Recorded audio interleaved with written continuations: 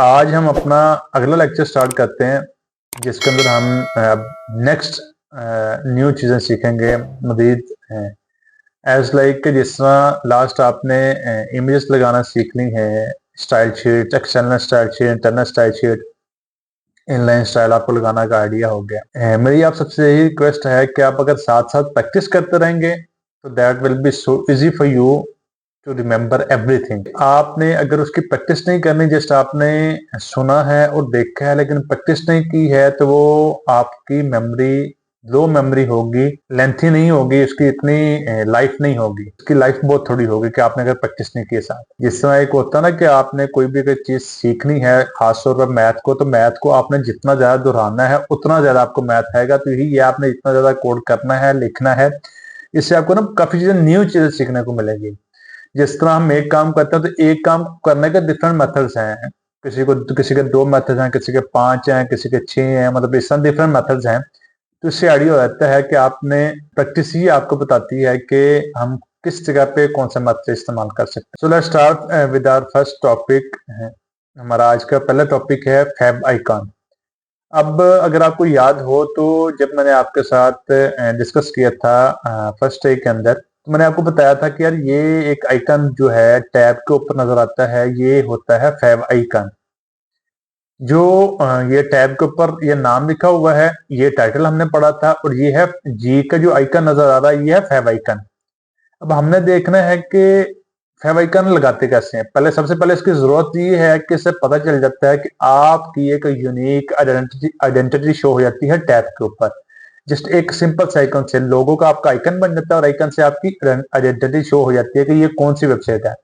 जिस तरह गूगल का जी शो हो रहा है, यूट्यूब का उसका अपना प्ले का बटन होगा, उसके बाद फेसबुक का तो उसका एफ जो उसका लोगो है वो शो होगा। मतलब हर बंदे ने अपना लोगो लगाया होगा, हर कंपनी ने अपना लोगो लगाया होगा। अब यहाँ पे हम देखते हैं कि अब हमने अपना अगर टाइटल वो लगाना है, फैब आइकन लगाना, तो फैब आइकन लगेगा कहाँ पे? तो फैब आइकन हमारा हेड के सेक्शन के अंदर ही लगेगा जहाँ पे हमने टाइटल लिखा हुआ था।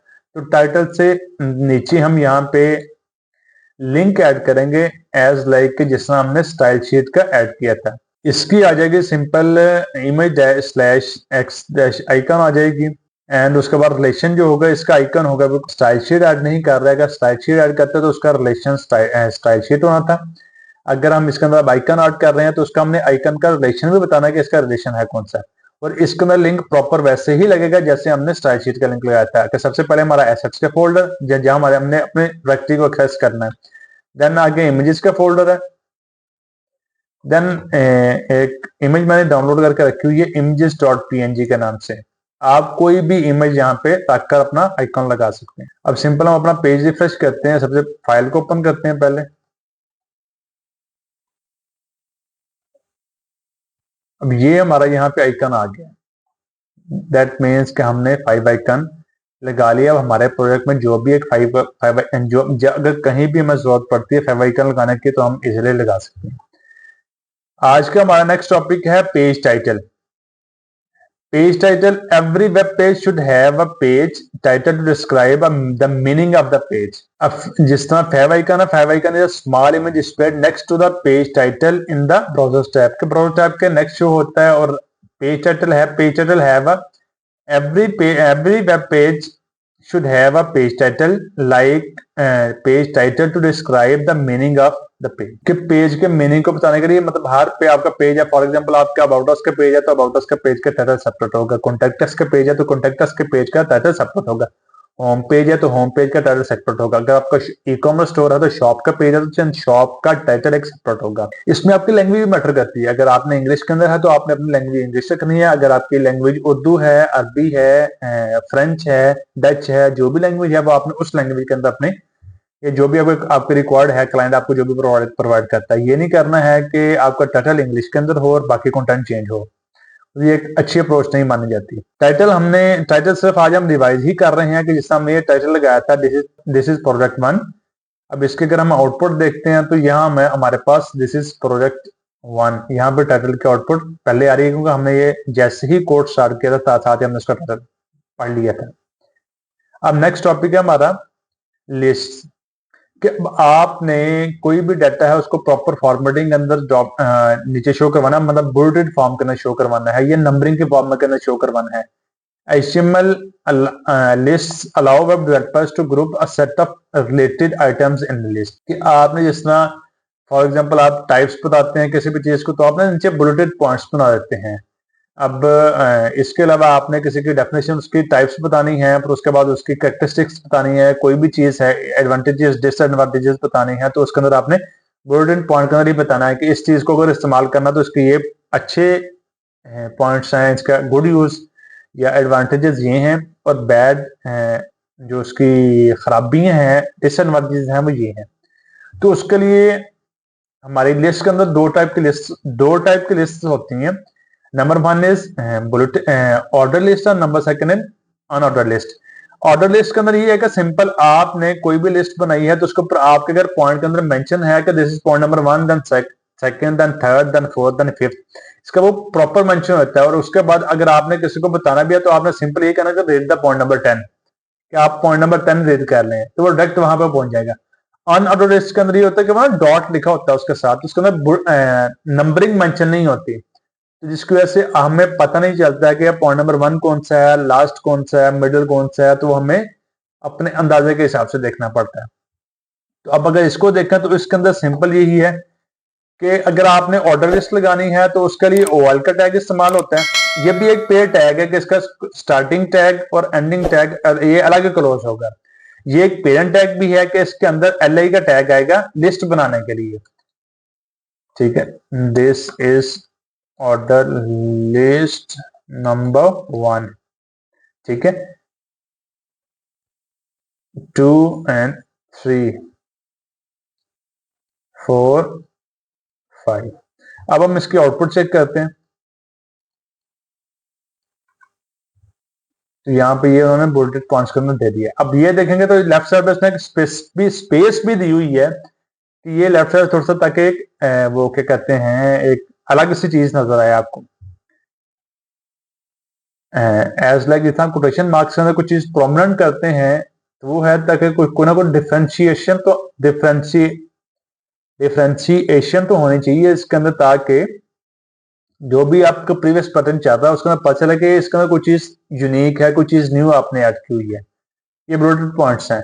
अब अगर आपने सिंपल अगर ऑर्डर लिस्ट बनानी है तो ऑर्डर लिस्ट के लिए ऑर्डर लिस्ट बना रही है, आपने अनऑर्डर लिस्ट बनानी है, तो उसके सिर्फ ये है कि आपने यूएल के बजाय OL के बजाय UL यूज करना है टैग, और बाकी उसके जो चाइल्ड टैग्स है LI के वो वैसे ही रहेंगे। ये बुलेटेड पॉइंट्स के अंदर है। इससे आपको पता चल रहा है कि पॉइंट नंबर 4 कौन सा है, पॉइंट नंबर 3 कौन सा है। इससे आपको काउंट करके जाना पड़ेगा, first, second, third, fourth and fifth, आपको काउंट करके जाना पड़ेगा। अब नेक्स्ट आज का हमारा टॉपिक आता है टेबल्स। कि आपने कोई भी एक अच्छे फॉर्मेट के अंदर है अपने प्रॉपर पैटर्न के अंदर डाटा शो करवाना है, इंस्टेड ऑफ कि मैंने कुछ ना डाटा यहाँ पे लिखा हुआ है इस फॉर्मेट के अंदर। कंपनी, कॉन्टेक्ट एंड कंट्री, साहिब, उसका आगे नंबर, फिर आगे कंट्री, फिर देन नेम, फिर country, then contact, then country, then फिर नेम, फिर कॉन्टेक्ट, देन कंट्री। अब इसको हम देखते हैं कि अब हमने अगर टेबल के फॉर्मेट के अंदर, अगर HTML के अंदर आपको टेबल बनाना पड़ जाता है तो टेबल सबसे पहले आप कैसे बनाएंगे, उसके बाद आप उसके अंदर कैसे अपने डाटा को कंटेंट को अपने एडजस्ट करेंगे। तो उसके सबसे पहले यही है कि एक टेबल का टैग है HTML में जो प्रोवाइड कर रहा है। ठीक है, ये भी एक पेरेंट टैग भी है, डबल टैग भी है। ठीक है, उसके बगैर इसकी एक रो करी आती है, TR का टैग आता है। आपने फॉर एग्जांपल आपने कोई भी टेबल बनाना तो सबसे पहले आप टेबल का टैग लगाएंगे, फिर आपके रोज आएंगे, देन कॉलम्स आएंगे। ये नहीं होगा कि आप पहले कॉलम्स लिख लें और फिर रोज लिख लें। ये मतलब ये एक अच्छा तरीका नहीं, ना इसे हम आउटपुट ले सकते हैं एज लाइक दिस। आपका यहां पे आ जाएगा नेम, कॉन्टैक्ट, कंपनी। अब जो डाटा मैंने वहां पे शो करवाया था उसी डाटा को मैं यहां पे एक अच्छे फॉर्मेट के अंदर शो करवाता हूं। साहिब 1 2 3 4 5 6 पाकिस्तान।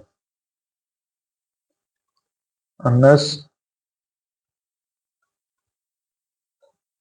जर्मनी, अली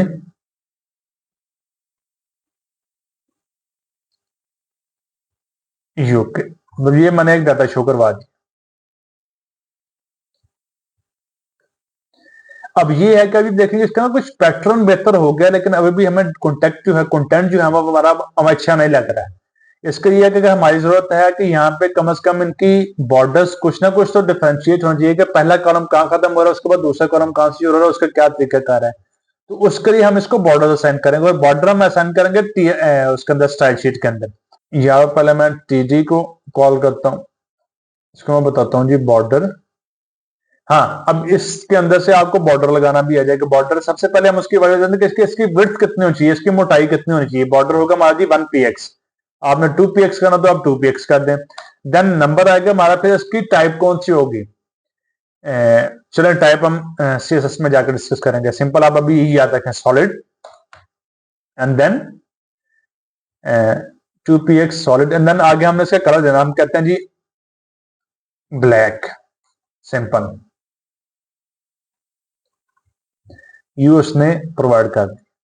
अब ये है कि आप कह रहे हैं कि अब ये इसका एक मेन का बॉर्डर भी होना चाहिए, तो हम उसके साथ अब एक चीज आपको यहाँ पर नहीं सीखा कि मेरी, अगर आपने दो टैग्स को एक ही स्टाइल देना, एक तरह का स्टाइल देना है, तो आपने ऐसा बिल्कुल भी नहीं करना है कि आपने टैग टैग लिखा है यहाँ पे, ठीक है, और यहाँ पे अपना स्टाइल करना है। ऐसा नहीं करना है, ये एक प्रोफेशनल मेथड नहीं है। इससे ये है कि आपका जो स्टाइल, जो CSS की कोडिंग है वो ज्यादा हो जाएगी, जिसकी वजह से आपकी वेबसाइट स्लो हो सकती है। ये है कि टेबल का टैग आपका टैग है, और उसके बाद देन दूसरा टैग कॉमा डाल के, तो आप इस तरह अपना कंटेंट ज्यादा बेहतर तौर पे लिख सकते हैं, अपना कोड को ज्यादा बेहतर तौर पे कर सकते हैं। अब आप ये देखेंगे तो एक टेबल का रो ऐड कर दिया, हमने ऐड कर दिया है, कॉलम्स को ऐड कर दिए। अब जी हमने अगर इसके दरम्यान में इसको स्पेसिस की भी जरूरत है, एज लाइक ये कंटेंट जो है वो बॉर्डर्स के बिल्कुल साथ जुड़ा हुआ है, बॉर्डर्स के बिल्कुल साथ जुड़ा हुआ है। तो अब आपने देखना है कि एक चीज मैं अभी जस्ट इंट्रोडक्शन करवाता हूं, उसका डिटेल के अंदर हम CSS के अंदर जाकर पढ़ेंगे। एक चीज ये है कि अब बॉर्डर्स के अंदर वाली साइड के अंदर अगर आपने स्पेस ऐड करनी है, तो वो यूज होती है CSS के टर्म है पैडिंग, तो उसके थ्रू आप कर सकते हैं। मैं यहाँ पर TD का टैग अलग मेंशन करता हूं कि हमने सिर्फ कॉलम्स को देनी है, हमने टेबल को नहीं देनी, तो इस वजह से मैं उसको सेपरेट लिख रहा हूं, पैडिंग।